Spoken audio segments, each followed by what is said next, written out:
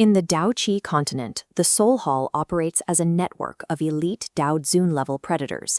They exist for a singular, horrifying purpose: tracking down targets and violently ripping the soul straight from the physical body.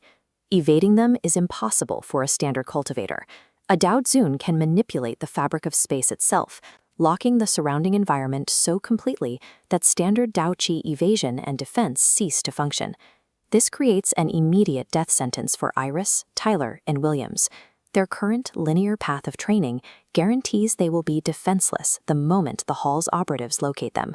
Surviving an enemy that weaponizes space requires a total abandonment of traditional discipline. The trio must instead identify and aggressively exploit the most dangerous progression mechanics found in the natural world. The first exploit relies on a high-speed alchemy loop. It begins with Iris using her wood affinity to carefully harvest spiritual herbs from the earth, keeping their delicate root structures perfectly intact to preserve their full medicinal potency. The trio then enters a high-pressure training zone. They fight until their physical bodies and Dao Qi reserves reach a state of total exhaustion. At the exact moment of muscle failure, Williams uses his fire affinity to refine the harvested herbs into pills, which the team consumes instantly. This diagram shows the internal mechanic at work. By introducing high-grade medicine while the body is starved for energy, they force their gaseous Dao Qi to aggressively compress into a liquid and then harden into solid, rhombus-shaped crystals. This infinite loop of exhaustion and alchemical refueling allows the trio to mathematically bypass decades of standard physical conditioning in a matter of months. Upgrading their baseline energy is only the foundation. To match the Soul Hall's power, Williams must hunt heavenly flames, sentient fires born from primal energies capable of melting entire mountain ranges. He must swallow these flames whole to host them within his body. The biological risk is extreme. Without precise safeguards, the temperature of a heavenly flame will instantly incinerate a cultivator's internal organs from the inside out. Survival depends on two specific mechanics. This diagram reveals the blood lotus pill generating a protective barrier on the exterior, while an acceptance soul creates a specialized void space inside the body to isolate the heat. Successfully trapping the sentient fire within that acceptance soul space provides a direct link to the flame's primal energy, exponentially multiplying the user's offensive power. Mastering this ingestion transforms Williams into a living natural disaster, possessing the raw heat required to physically shatter the Soul Hall spatial locks.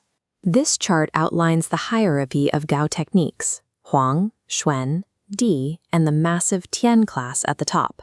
The Tian tier scale illustrates the exponential power gap between levels. The lower tiers, Huang and Xuan, rely entirely on internal energy, placing a hard cap on their destructive output. But the Di and Tian classes bypass these limits by hijacking energy from the environment. Tyler achieves this by using his wind affinity to siphon energy flows away from high-level beasts, fueling techniques his body could never produce alone. This technique theft grants the trio access to reality-bending attacks, allowing novices to strike with the combined weight of the heavens and the earth. The persistent state of spiritual exhaustion required for their alchemy loop and flame ingestion serves a secondary purpose. When the soul is repeatedly pushed to the point of collapse, it is forced to adapt to the pressure. This adaptation triggers a state known as the heavenly state. Their spiritual strength hardens until their souls possess the physical density of an actual body. This solidified soul acts as a structural armor, providing a defense that the Soul Hall's signature soul-ripping attacks cannot penetrate. With their spirits armored and their power scaled, the trio develops an arsenal of 20 custom, high-tier Dao techniques.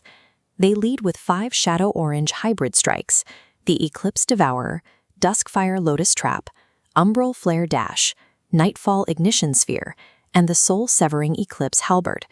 These techniques deal damage to both the physical body and the spirit simultaneously. Williams deploys 5 fire techniques: Meteor Impact Strike, Crimson Serpent Whip, Volcanic Earth Shatter, Heavenly Flame Aegis, and Supernova Core Detonation. Tyler counters with 5 wind techniques: Gale Force Phantom Step, Arrow Siphon Vortex, Vacuum Blade Execution, Hurricane Mirror, and Breathless Domain. Iris rounds out the arsenal with 5 flora techniques: Verdant Soul Mending Aura, Ironwood Constriction Bind, Thousand-Leaf Razor Storm, Spiritual Lotus Sentry, and Venomous Bramble Prison. This customized arsenal provides a direct, engineered countermeasure to every combat tactic the Soul Hall employs. Only months ago, these three were defenseless students. Today, they are cultivators who have physically outpaced the standard limits of their reality. The Soul Hall operatives believed they were the hunters. Now they are the prey. When facing an impossible threat, survival belongs to those who exploit the mechanics of power to their